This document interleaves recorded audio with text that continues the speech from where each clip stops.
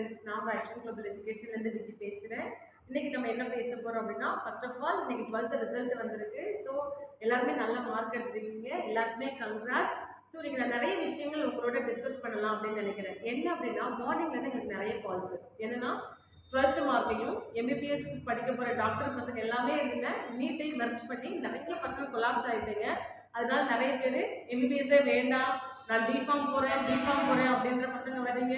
இல்லை மேம், நான் அது ரெலவெண்ட்டாகவே போகல, நான் வேறு ஏதாவது நார்மல் மேஜர் போயிடுறேன் அப்படின்ற மாதிரி நிறைய கால்ஸ் வந்தனால கொஞ்சம் விஷயங்களை உங்களோட ஃபஸ்ட்டு டிஸ்கஸ் பண்ணிக்கலாம் அப்படின்ற மாதிரி நம்ம இன்றைக்கி பேச போகிறோம். சரிங்களா? அது என்ன அப்படின்னு பார்த்தீங்கன்னா, ஃபஸ்ட்டு எம்பிபிஎஸ்ல என்ன நம்ம தெரிஞ்சுக்கணும், எம்பிபிஎஸ் இல்லாமல் வேறு என்னென்ன மெடிக்கல் கோர்சஸ் இருக்குது அப்படின்ற விஷயத்தை ஃபஸ்ட் நம்ம தெரிஞ்சுக்கணும். சரிங்களா? ஃபஸ்ட்டு எம்பிபிஎஸ்னா என்ன அப்படின்னா, ஃபஸ்ட்டு எம்பிபிஎஸ் அப்படின்றது 8 இயர்ஸ் பெண்டிங் இயர்ஸ் அவங்க ஸ்பெண்ட் பண்ணியே ஆகணும் இன்றைக்கி இருக்கிற சுச்சுவேஷனில். ஏன் அப்படின்னா 5 இயர்ஸ் அவங்க எம்பிபிஎஸ் படிக்கணும், 1 வருஷம் ப்ராக்டிஸ் பண்ணணும், அதுக்கப்புறம் நீங்கள் எம்டி பண்ணியே ஆகணும். ஏன்னா நிறைய பேர் எம்பிபிஎஸ் படிச்சுட்டனால நீங்கள் எம்டி மேனேட்டரி அப்படின்ற மாதிரி வந்துருச்சு. சரிங்களா? இது எம்பிபிஎஸ் படிக்கிறவங்களோட ஒரு ரோடு. ஓகேங்களா? இது ஒரு பாட்டு இருக்கட்டும்.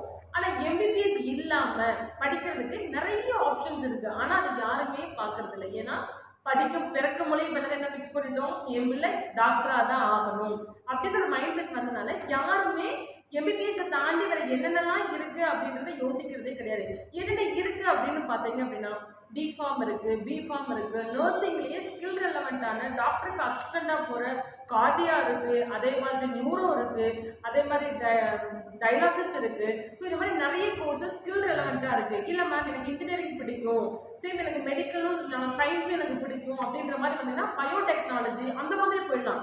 பிஎஸ்சி எம்எஸ்சிலேயே நிறைய அட்வான்சஸான இன்க்ளூடடான கோர்சஸ் இப்போ நிறைய வந்துருச்சு. அந்த கோர்சஸ் நிறைய பேர் படிக்கிறாங்க. நீங்கள் அந்த மாதிரி விஷயங்களை நிறைய தேடுறதில்ல. நிறைய விஷயங்களை ஃபஸ்ட்டு தெரிஞ்சுக்கணும். சரிங்களா? ஸோ நான் இந்த விஷயத்தில் உங்களுக்கு என்ன சொல்லுவேன் அப்படின்னா, நிறைய அவுட் ஆஃப் விஷயங்களை நீங்கள் எல்லாருக்கும் எல்லாமே ஃபோன் இருக்கு இல்லையா, நிறைய பாருங்கள். இப்போ எல்லாருமே நீட் நான் 200 மார்க் தான் நான் வச்சுருக்கேன், நான் 300 மார்க் தான் நான் வச்சுருக்கேன், நான் என்ன பண்ணலாம் அப்படின்னு நீங்கள் யோசிக்கிறீங்களா? பாருங்கள், மெடிக்கல் என்னென்ன கோர்சஸ் இருக்குது, நான் என்ன பண்ணலாம், இன்னைக்கு மார்க் கம்மியாகிடுச்சா, நான் எம்பிபிஎஸ் படிக்கலை அதனால வெக்ஸாகி உட்காரக்கூடாது. நீங்கள் ஓவர்சீஸில் நிறைய ஆஃபர் இருக்குது. இப்போ யூரோப் கண்ட்ரிஸ் போயிட்டீங்க அப்படின்னா ஒன்றுமே இல்லை, ஃப்ரீ எஜுகேஷன்ஸ் இருக்குது. அதே மாதிரி ரஷ்யா அண்ட் ஜார்ஜியாவில் நமக்கு கம்மியாகவே இருக்குது. பெர் இயருக்கு 6 lakhs இருக்குது.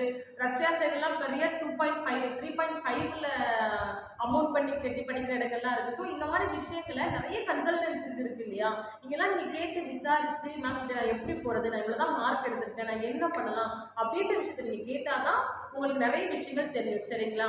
ஸோ அதனால உங்களுக்கு இந்த மாதிரி விஷயங்கள் தெரிஞ்சுக்கணும்னு நீங்கள் நினைக்கிறீங்களா? ஸோ நம்மளோட ஆஃபீஸ் நம்ம காரைக்குடியில் ஸ்ரீராம் நகரில் லொக்கேட் ஆகிருக்கு.